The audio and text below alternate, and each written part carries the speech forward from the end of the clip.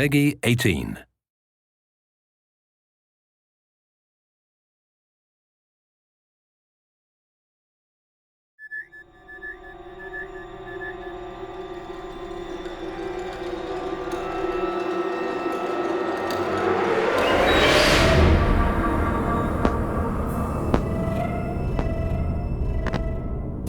Essentially, tension comes from unanswered questions. Tension comes from anticipation.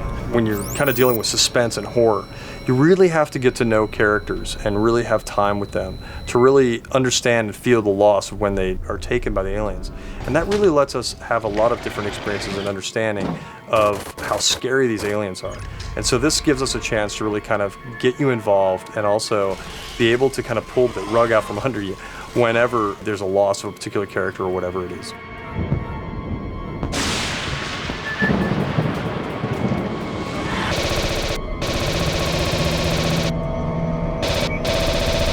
When you can survive an encounter, beat them, man, that's when you feel like a badass.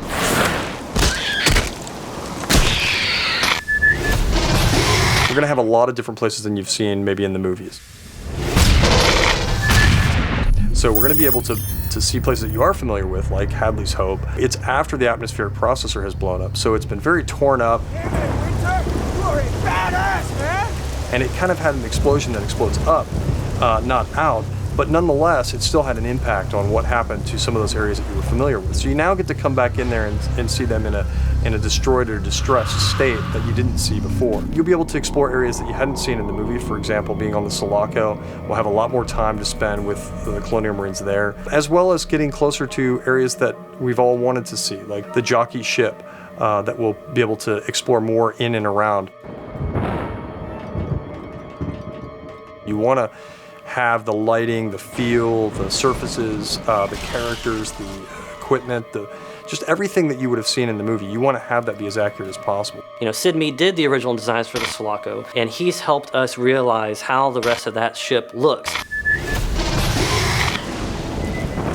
Great. Now my friggin' tracker's broken.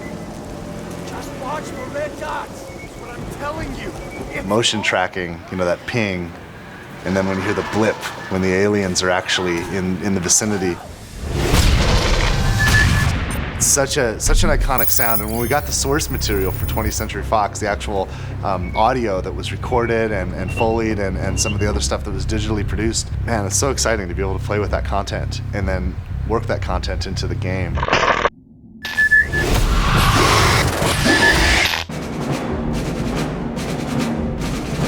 I think that Aliens fans, people who really love this franchise, are going to be really happy with the way in which we brought this forward. It's got a very strong story, it's got great action, it's got an interesting enemy. Fans should be expecting to be scared. They should be expecting to be excited.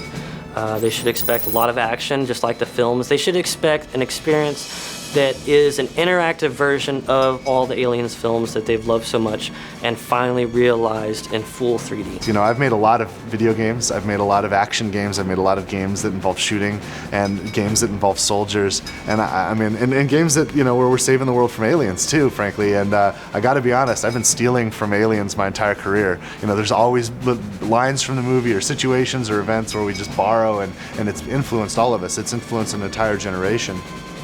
When we get to spend time in the real fiction, in the real canon, it's pretty exciting because we're not borrowing from it, we're building onto it and we're adding to it. So it's just a thrill to be involved.